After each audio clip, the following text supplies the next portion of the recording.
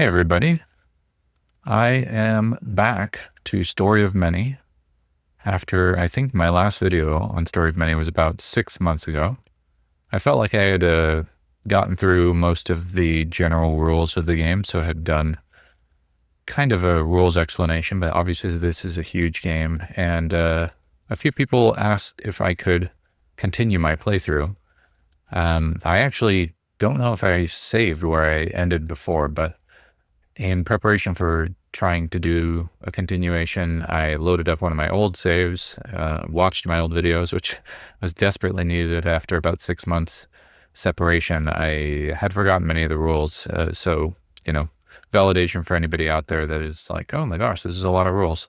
I, it is a lot of rules, but if you were playing it more consistently, I think that a lot of it would stick and most of them make sense thematically. But yeah, I had to kind of go through and watch my old videos to re-up. So here we are. I'm going to try to continue this playthrough. I was debating going back and just starting from scratch because people were asking for a full playthrough, but I figured it would be a little bit repetitive because I'd already played through a few of the first narrative steps with my two characters here, Dareth and Jarlek.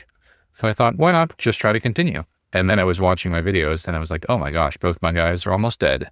And being pretty silly in the last one, I was just like, oh, I want to show a random area draw. So I just moved over here to the left, did a random area draw as a refresher, and happened to draw this card here, which is Movement Extraordinaire. Draw an elite enemy. It says, distance is but an illusion, death is not. Place an Oculus teleporter on the highest and lowest tile, respectively. You may spend a action to teleport between the two tiles. Enemies with, what is that? A will save, equal or greater than T+2 can also use the Oculus teleporters during engagement phase. So, pretty wild. I don't know if I was prepared for, I think last time I was just like, oh, this is going to end anyway. So I just moved forward with it. But yeah, I'm going to see if I can get out of this situation. Maybe this will show some other types of mechanics. And who knows, if I die, then that was my playthrough. But yeah, so I just, ask even more than the last video. I ask for patience because I will try to pause the video if I'm going to go look up rules, but it has been 6 months since I played this. So I may need to sort of scrounge around a little bit occasionally, but let's get into things. So let's see where I had left off. The elite enemy that I had chosen is this Mencian twin-headed viper. So I don't need to go through all of it, but I am going to note that because I'm playing with two characters, I'm only facing, well, yeah, I guess you're always only facing one, but it has -3 health and -1 to all. That's the symbol for all defenses here. So the all defenses here is -1. So if in my case, all these defenses here, 2, 3, 4 for the defenses, not the saves, would be all -1. I am not going to fight this thing because I'm not going to engage with it. My two characters are almost dead. My cleric, Dareth, has 2 hit points, and my pirate, Jarlek, has 3 hit points. There's no way. I mean, even at full health, I don't know if I could take this thing on. So you're going to get to see, hopefully, how fleeing works. So yeah, we've gone through the stats on here. I'm not going to go through it entirely. There's a lot of immunities, a couple of vulnerabilities here. And a bunch of other stuff, but we'll just deal with what comes up. Let me show you how I set up the combat. So this is an outdoor fight. So I already, just to save some time, I tried to do a little bit of the setup. I basically, as a reminder, I'm getting the layout here for the fight from the location, which is here in fresh snow. And what that's indicating here is to make this shape with the tiles, and the blue tiles are potentially valid starting tiles, while the black tiles are not. Sorry if there was a jump there. I realized I had remapped my tab key, which I'm going to need to use to point to things. So that was a problem. But I was saying that I had these are the starting tiles, and then in the middle are the non-starting tiles. And what it says about starting when you're creating the setup, so here I'm on this page 43, which is a really important one, entrance tiles. So you can see they highlighted the 2 entrance tiles here in the layout. It says it can be 1 or multiple entrance tiles, and the player should pay attention to the correct entrance zone according to the point of entry of the party in the specific area. So I don't know if this is meant to be authoritative. It seems to be implying that you should sort of pay attention to what you are doing thematically in terms of where you're entering here, and not just choose the one that is, most strategically advantageous. So as a reminder, I had come up in this direction. My party came, explored down here, came up this path, ran into a trap, doubled back, and came this way. So it seems like we passed around this wall and are kind of coming in here from the lower right. So in order to, stay within the spirit of that, I was going to have my 2 characters, my cleric main again, and my pirate in assist, and sort of start as if they were coming in from the lower right of this area. And so the snake, the Mencian twin-headed viper, the way, as a reminder, the way that they distribute or appear is that they're evenly distributed. Of course, we only have 1 here, starting always from the smallest numbered zone. So he's going to spawn up here, just kind of the upper right of the zone. So, maybe either, coming through this gap here, maybe this is some sort of escaped monster or pet or something like that, or maybe it came with the people that were fighting here, but sort of slinks out this way as we're just coming around the fence here. But one thing it mentioned in the random area draw was that we're supposed to place an Oculus teleporter. I have no idea what an Oculus teleporter is. I don't think it's in the rules, but it says what they do here, which is that you can spend an action to teleport between the 2 tiles. So they're supposed to go on the highest and lowest tile. So let's grab something to represent an Oculus teleporter. What would do that? What's up here? We have some random minis. We have, this is kind of a gate. Let's imagine it's some kind of gate. So I'll take this gate over here, and it's saying to put one on the smallest, which is where the snake is. Let's see if I can rotate this a little bit. And the highest, which is here in the middle. So I'll make a copy of this, Control-C, Control-P, put another teleporter here. So there's a teleporter between these 2 things. I'm a little bit lucky here because it says in the description that enemies with save equal or higher than T+2 can also use the Oculus teleporters during the engagement phase. So it's kind of cute. It means that, smart enemies that are sufficiently smart can actually use the teleporter as well alongside you. Thankfully, this is a snake. Its will save is 1. So I don't think the snake is smart enough to use the teleporter. So T+2, if you're wondering what that is, that's the tier, which is sort of the challenge level of where you are in the game. I think it can go to like tier 1, tier 2, tier 3, which has harder monsters, better equipment, and things like that. But we are on tier 1, as you can see on the back of these monster cards here. So just if this needed to happen, the monster would need a will save of 3 in order to use the teleporter. So the snake is not going to be able to, which thank goodness, I don't need teleporting snakes. So I already tried to put some thought into how the heck I'm going to get out of this situation before I started the video. Hopefully this is correct. And if it's not, this is just what I'm doing to keep things going. So we're going to engage with fleeing. I think I mentioned this in one of my previous videos, but it says here, fleeing must be performed on the same round by all heroes standing on an entrance and has to be agreed upon by all players. It takes effect at the end of the round. So what's key about this is it takes effect at the end of the round. If you look at the first combat round, the players don't go. So what happens is there's an opener phase, then the enemies go. Then second round, the players go. So I could choose to flee, and it takes, I think I had it up over here of like what it actually is involved in fleeing. So it says must be agreed upon by all players. at the start of the player activation, given they're able to perform an action and they are on an entrance, they may flee from combat by spending 2 actions, which would be all of their actions. And then flee is resolved at the end of the round.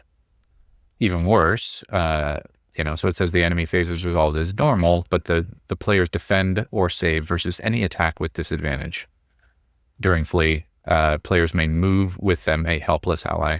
I'm not going to get into that, but you have the ability when somebody dies or they're conscious, etc., stunned, you can drag them from area to area, which is kind of amusing.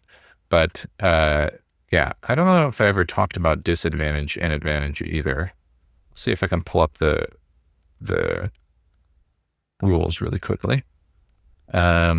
Disadvantage, if I recall, means that you can, when you roll, you can, yeah, here you go. So I'm just looking forward on my other screen. So it's page 39. It says disadvantage is, well, let's start with advantage. When players have advantage on a die roll, they may re-roll once any die that did not result in a zeal or a crit. So, I think half the faces don't have a crit or zeal. If I grab any die here, you can, as a reminder, face 1 is no zeal or crit, 2, 3 has a zeal, 4 has a zeal, 5 doesn't have a zeal or crit, and 6 has a crit. So basically, if you don't roll a zeal or crit, you can re-roll that die once if you roll the whole pool of dice you do it for each die once. So that's quite nice. It's, it makes it much more likely that you're going to get a zeal or a crit. Disadvantage is you can't use zeal or crit abilities, and exploding crits resulted by the die roll. So I assume that means that it says here, only the numerical values shown on the die are considered as the die result. However, any other zeal gained through zeal tokens or whatever can be used normally. And I'm not going to look at triple advantage. But it's basically saying that if you roll either crits or zeals on the die, they're basically ignored. And you can't use any zeal or crit abilities.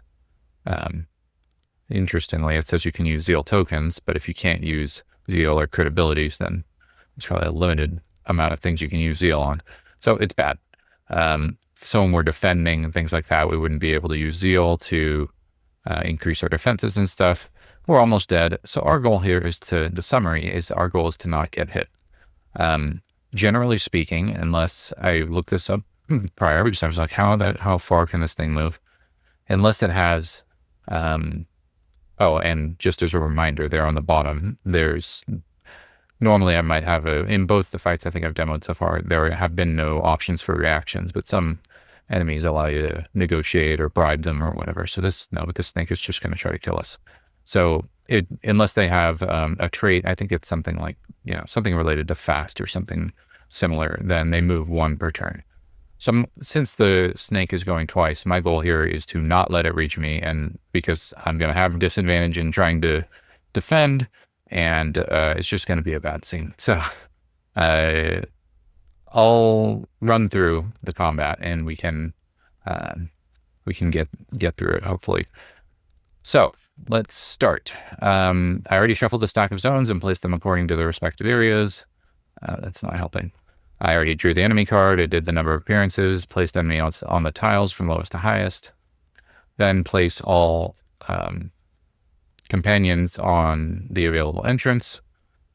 So this says place it on the available entrance zone. I actually don't know if you could distribute them more strategically among different entrance zones or what the deal is, but it doesn't apply here. So then we go to the first combat round. I think we had this with the pygmies before. In the opener, the only opener I have is the Radiant, this big ability, Radiant Light for the cleric. But again, this is a daily, and I'm not going to try to kill this thing, so I'm not going to use it. I can get as an opener, which I think I can see here. There's a list of openers somewhere. One is gain a zeal token. Let's see if it has it here. Reaction roll. Oh, I recall that offhand. Let me see if I can find it real quick. Okay. Spent a bunch of time looking in the PDF. It's right in front of me. So you can see the list of actions here.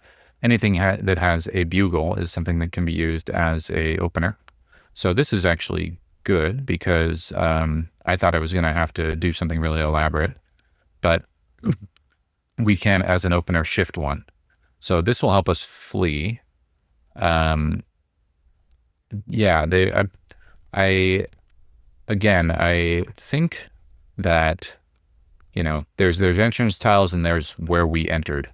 So I think that they're basically, the way I'm playing at least, is that all 6 of these can be counted as entrance tiles, even though we actually entered on this one, because I'm going to count them as like edges of the battlefield. That is just how I'm playing right now. I don't know if like only the tile that you came in on counts as the entrance tile, because you see here it says can be one or more entrance tiles that they should pay attention to, and then it's saying you should to the correct entrance zone according to the point of entry. So it's not really clearly worded there, but I'm going to count all the blue things as entrance tiles, meaning that we can flee from all of them. Also, just because I don't want to die. So that's what that means is that we can, during the opener phase, or again, if we're walking through the combat phases here, first combat round, players may use 1 opener, shift 1, or gain 1 zeal token. Now, those are actually, when it says you may shift 1 or gain 1 zeal token, those are openers. So I'm not sure why it says that, because the openers are disengage, shift 1, swap, or gain a zeal token. Of course, any opener abilities. So we're going to shift 1. The reason is because we want to get the heck away from this huge snake that's attacking us. We can't be engaged with enemies. So if we shift, then the player moves to a zone with unengaged enemies. Actually, this says if we move to a zone with unengaged enemies, we're automatically engaged. So shift is here to move in an opener. So we're going to just try to get some distance between us and the snake. So we're going to shift to here, shift 1, 2. Sorry if that was a long ramp up to that, just trying to reacquaint myself. So we did our openers there. Now the enemy engagement. So this is where it was saying if they had sufficient will, they could, during engagement, so during their first phase, they could teleport. So it says enemies starting for the lowest numbered, shift 1 toward the closest zone. And this is interesting. So you might be asking a question like, well, these are both equal paths, like this way or this way.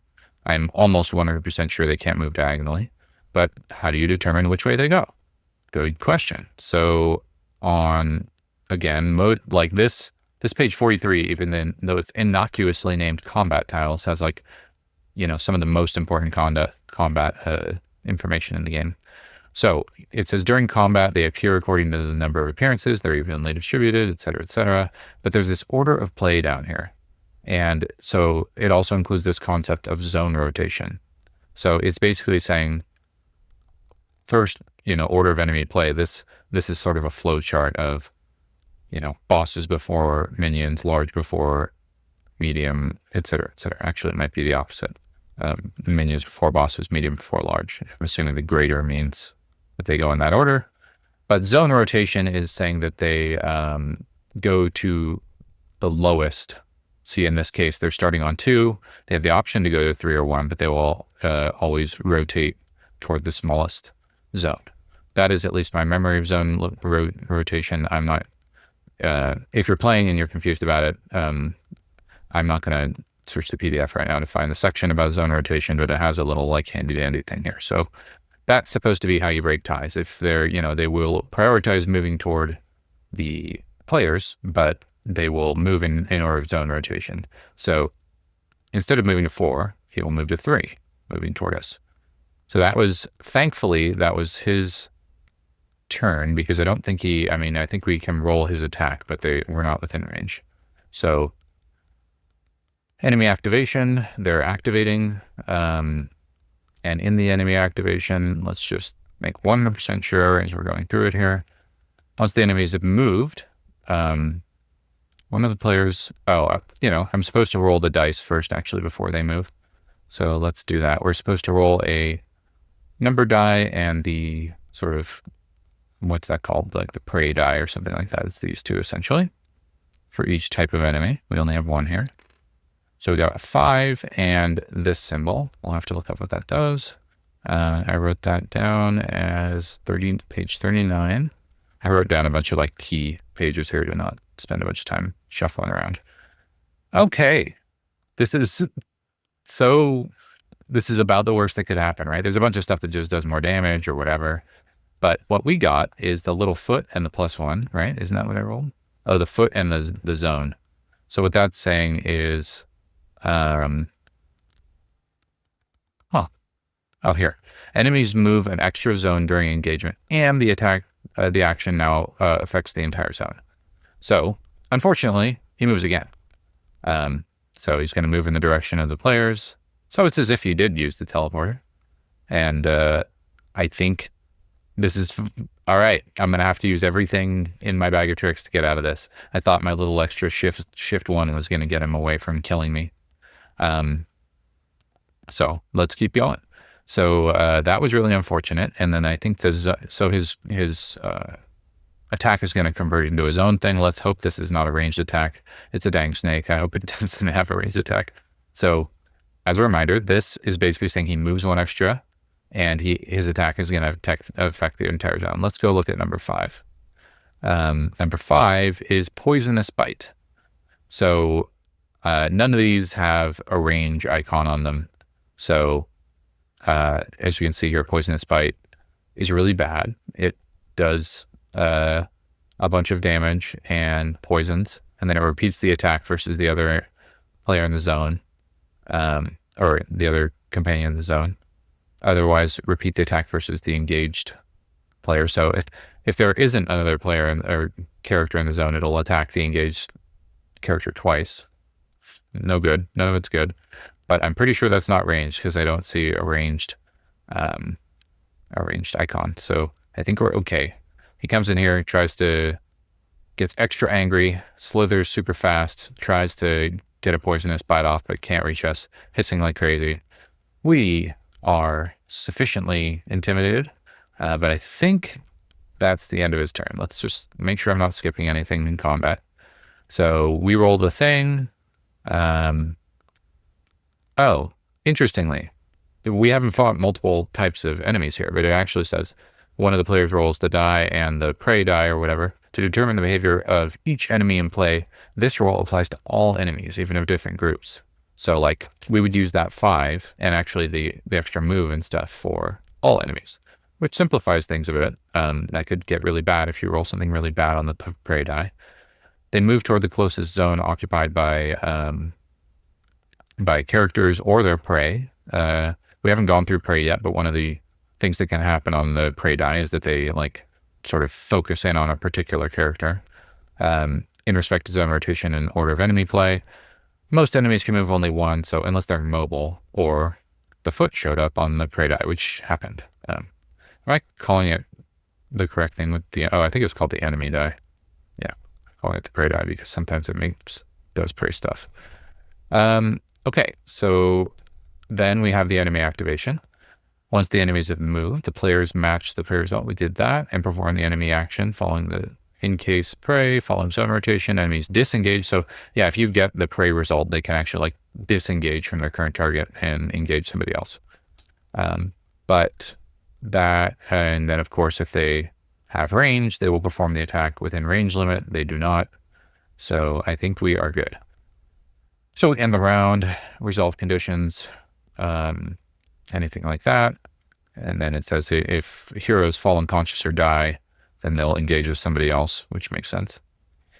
So yeah, I mean, I'm just going to quickly say I'm somebody that like I've played, I've tried like Kingdoms Forlorn and other games, Oathsworn, a lot of like tactical combat games. I'm actually not a huge fan of like really complex tactical combat, which is surprising that there's a lot going on in this one, which is also ironic because when the GameFound campaign came out, one of the critiques was the combat was too simple.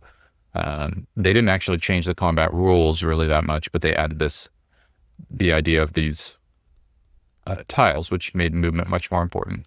But I think the reason I'm okay with this, even though there's a bunch of sort of caveats and things like that, is because everything in my experience flows from the thematics, meaning like these things all make sense. Like why is this rule in here? It's because it's representing something the enemy would do.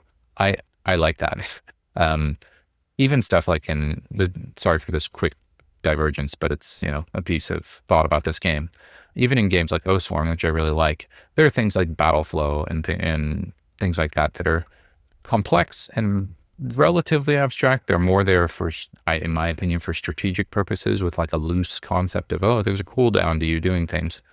But it seems like most of the things that they put in here are meant to represent things that would actually happen. So like, obviously if an enemy, kills somebody, then they'll immediately spin and attack somebody else. So they have rules to represent all that.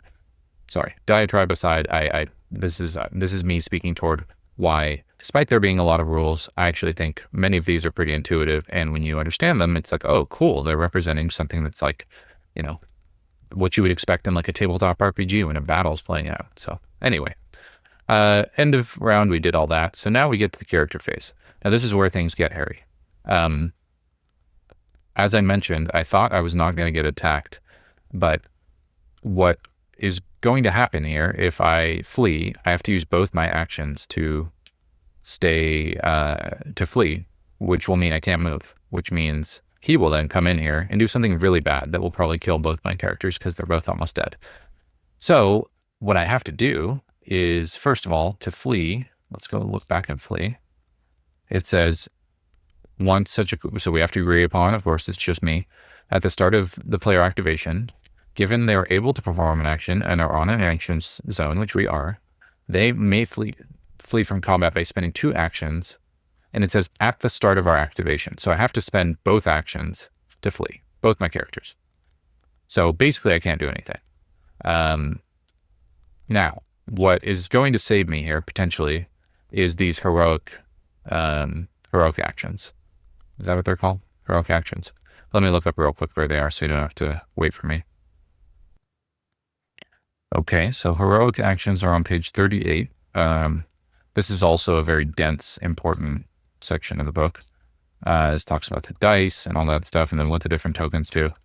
So heroic action says, during a player activation, the heroic action can be spent to grant a free action that can be any action. Upon rest or short rest, we gain 1 that can be given to a character of our choice. Or, it says actually 2 in a 2-player party, or a 2-character party, which is really great because that's me. So basically what I have to do here is I have to expend my heroic action tokens. We both started with 1, and to give both my characters an extra action. So they spent their normal 2 actions on fleeing, but they can use their heroic action and push themselves to get here. So they're going to run. As they're fleeing, they're pushing themselves to scramble out of the way of the snake. And so I should be okay unless the snake rolls another dang foot. And I don't know if there's any way that I can control for that or re-roll the dice. So we'll have to see. This is all putting it up to fate. So that's my master plan, to try to get out of here without dying. So we'll see if it pays off. So it says each character activates and may perform 2 actions and as many, reactions, etc., in any order they choose. And then we're back to the enemy phase. So here we go. There's check for bolster. Just because I'm trying to teach the game, let me look up what bolster is real quick, because I think it has something to do with if players or characters are not around or something like that. So let me see. Okay. So this is a great place to look for stuff if you're ever trying to find just what a term means. The lexicon by the end should have everything, but it does have bolster in here. So it's saying at the start of the enemy phase of the second combat round, which is where we are, and every subsequent combat round, every zone that is occupied by enemies and not by players or companions, whatever, heroes, grants +1 to the leftmost numerical value of each enemy action. So basically the idea is if we leave the enemies alone, or if we try to kite them or run away from them, they either get more angry or they have the ability to prepare more when they actually do reach us to do more damage. So it's sort of an incentive that you have to be aggressive and go after people that or enemies that are floating in the background and try to cover them. So basically, if this guy gets to us, it's going to be even worse because he's bolstering at the start of this turn because we are not in his zone. So essentially all the attacks will get +1 damage. Bolster effects stack, but resets to 0 at the end of the round. So mob rule, which is if there's more than one enemy, plus X from the enemy die, and bolster bonuses can stack. So there's a lot of ways that they can just ruin you. So yeah, this is what it's all going to come down to, is we now go back to the enemy phase, and they also have bolster. And so we're going to do the enemy engagement, which involves rolling the die. So let's see what happens. Let's hope he doesn't get a foot. He got a foot. I think we might be dead, friends. Let's see let's see what happens. Okay. So pray. Enemies engage their priority target until the enemy zone limit, and enemies move an extra zone during engagement. So he is going to get to us with bolster, and he's going to do pray. So I can show off what pray does. So pray, it says enemies engage their priority target if possible, and always in respect to the enemy zone. So basically, every monster. Oh, we actually missed something. Well, I'll go back to this in a second, but let me finish about pray. So every enemy has a prey, which is who they target on in priority. So let me zoom in here so I can point to it. It's the one here with the like mouth. So it's saying the character that suffers stupefy, which is what that setting is, then the character that suffers, I think that's like immobility or whatever. So basically it's showing that like he's going to go for, this is another way these thematics are kind of cool. Just within this card, this is the part that I missed, which I need to do right now, and hopefully it doesn't screw up everything I've done so far, which is at the start of combat, there's a reaction here that is hallucinatory mist. And so it's very strongly recommended you read through the entire card before you start fighting with them. I actually knew about that. I just forgot. So, and you can see here, so at start of combat, the 2 zone indicators means against the entire battlefield. It's going to be a 2 will check, and if we fail, then we're going to become stupefied. And what does stupefy do? I feel pretty stupefied just trying to remember all these rules back when. So the conditions are all on page 40. So stupefy is this little rainbow one. At the start of their activation roll, players roll a d6 on a zeal. Yeah. All right. Well, let's see what happens, because this may have actually changed stuff.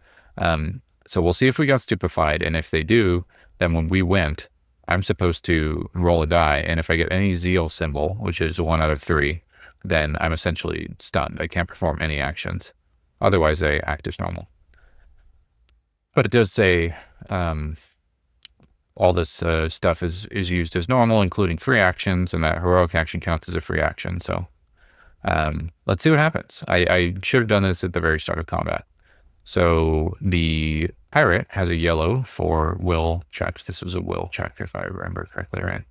You can imagine that this snake is kind of like, what is it? Like vipers, cobras will do that, like, sort of entrance their prey sort of thing. I'm guessing that's what this is.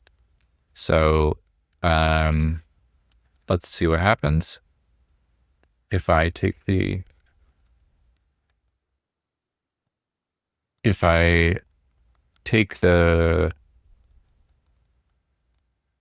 stupefy. Let's see what I'm doing here. Rolling against the will. So I'm starting with the pirate. So I'm rolling a yellow die for the will check. And so let's see, I need to get a 2. So I'm going to spawn some yellow dice here. And it's not great. I think it's about a 50% chance. Let's see what happens. So roll this, it's less likely if I roll a 2, it's going to come up again as a 2. So I'm going to take this 0. I'm joking, of course, but here we go. Oh, okay. So good.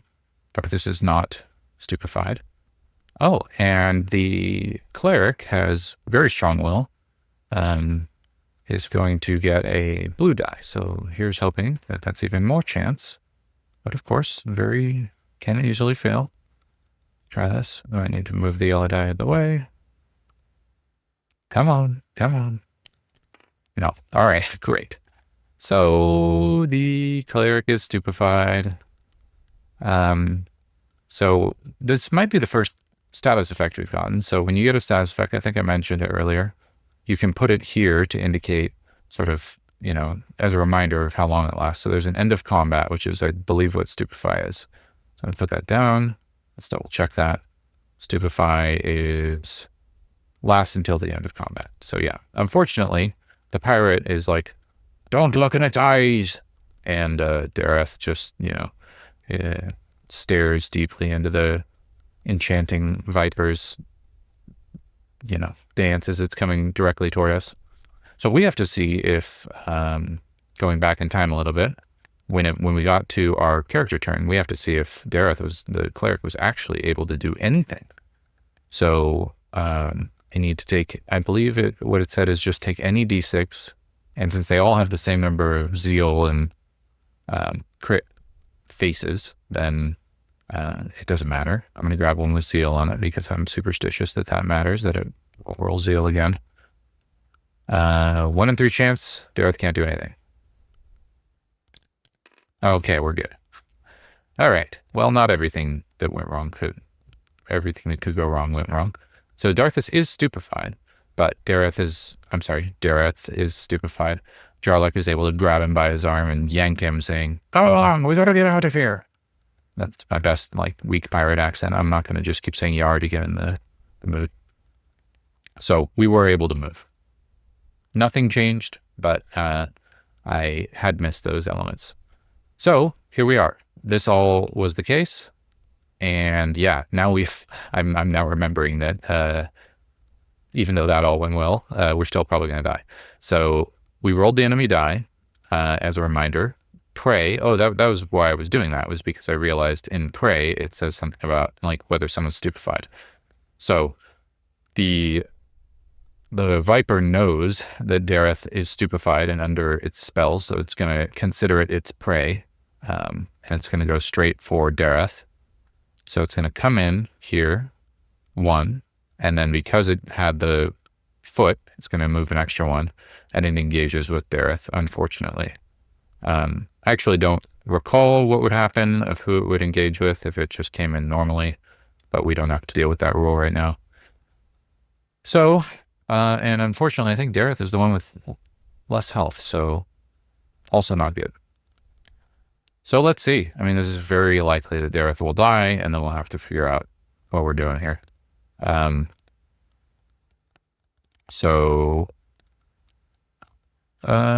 Yeah, let's see what happens. So we had 4. 4 was the bite. Oh, great. So bite is piercing attack for 4 damage, and then it says repeat the attack versus the other enemy in the zone. So it doesn't matter that he went for engaged with Dareth. He's gonna bite Dareth and then bite Jarlath as well, just because he's very bitey. All right, so let's see. We got this is a piercing attack, so we can go look at everybody's armors, and because they were rolling disadvantage, we cannot crit, we cannot use zeal abilities at all. So this is going to be bad. Piercing for Jarlath is blue and white, and remember, this guy's +1 because of bolster. So blue and white. Let's grab some dice here. No, those are cubes. Blue and white. Just grab these. We'll start with, actually, he's supposed to start with Dareth, who is better, blue and yellow, because Dareth is his prey. And we will do these. And we got 1. So Dareth is almost definitely dead. So if we look at bite here, it's just a 4 damage attack. I can't use my zeal. I don't think it would really make a difference for increasing my defenses because we're fleeing. And I took 4 damage. So 4 minus 1 is 3. So Gareth is dead. Well, we can explore unconsciousness and death rules. That'll be fun. And now let's see if Jarlek dies as well. Jarlek is going to roll a even worse, a blue and white. So let's give this a go. I think I have to roll a 3, I think, to survive this, because he's going to do 5 damage. See what happens. Nope. I rolled a 1. The game is mocking me. So, yeah. There, Jarlek takes 4 damage and goes down to 0 health. So let's see what happens. I said I would finish my playthrough. This may have solved the problem of these guys being beat up. So let's see. Let me just pause real quick to look up where death is.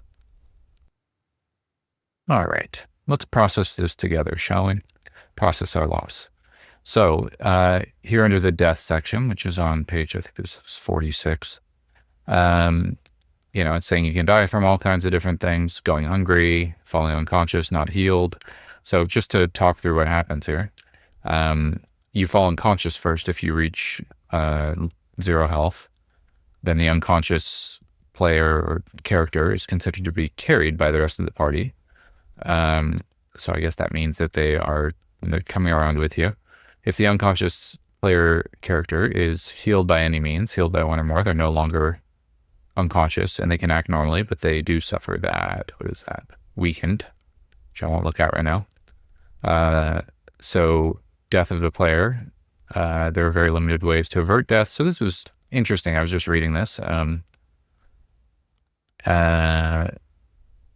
the idea is, yeah, you're unconscious, death. It actually doesn't say if you fall unconscious and you're not healed before the next exploration phase, or if you choose to end the exploration. It's actually kind of a weird, it doesn't say like how you die in combat here precisely, unless I'm misreading. It basically just says that you fall unconscious. I guess the idea here is if both my characters fall unconscious, then obviously we're not healed before the next exploration phase. So let's assume that we're going to have died. It says there are very limited ways to avert death, and one method, scarcely known across the Middlelands and the Covenant of Dark Biddings, involves the use of wondrous items. So it says, this is a normal rule in the game, that if a character dies, a wondrous item might be consumed through an eldritch ritual to bring the character back to life. The resurrected character miraculously appears next to their allies, while their former dead body reverts to the shed skin of a long snake. Into the shed skin of a long snake, which is ironic given our current situation.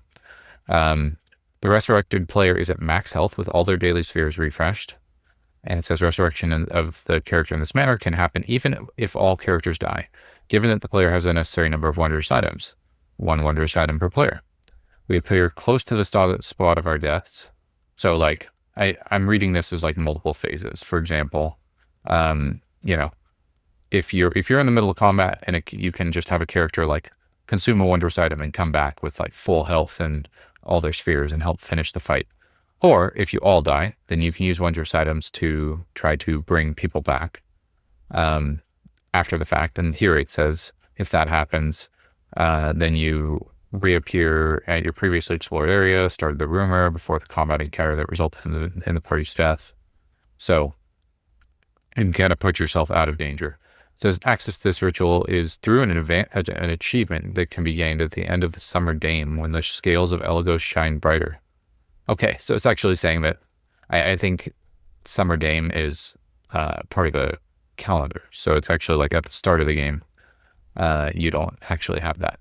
But then right after that, it says there's an easy roll. And, let me tell you, I just went through that diatribe earlier about tactical combat games and, not really having intense tactical combat games be my favorite. So I don't mind using easy rolls. And here's what it says, which is the same rule applies as in normal mode with a normal roll with one exception.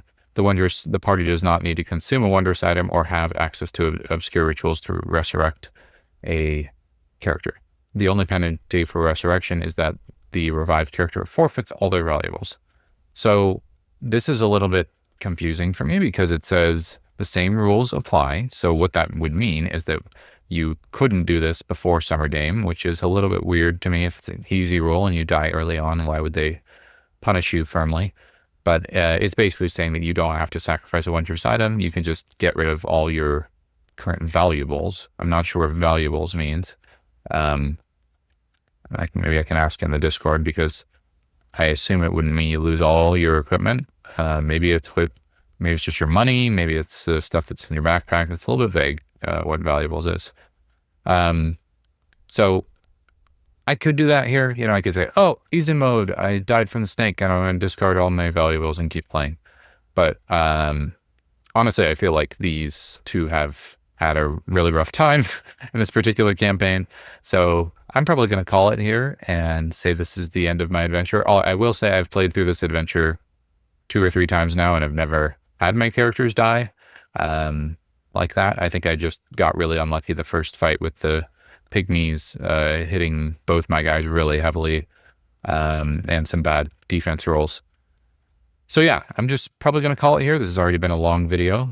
Sorry if this was sort of a demoralizing one, but we got to see some other mechanics, including a different type of fight, this sort of teleporter thing, fleeing or almost fleeing, heroic actions. We got to see how death worked. But yeah, and some status effects. Hopefully that was helpful as some additional rules and information. And yeah, I will end it here. And we will remember your memory, Dareth and Jarlek. You didn't fight well. You got totally wrecked by a snake, but that's how it goes. Anyway, thanks everybody, and I'll see you all later.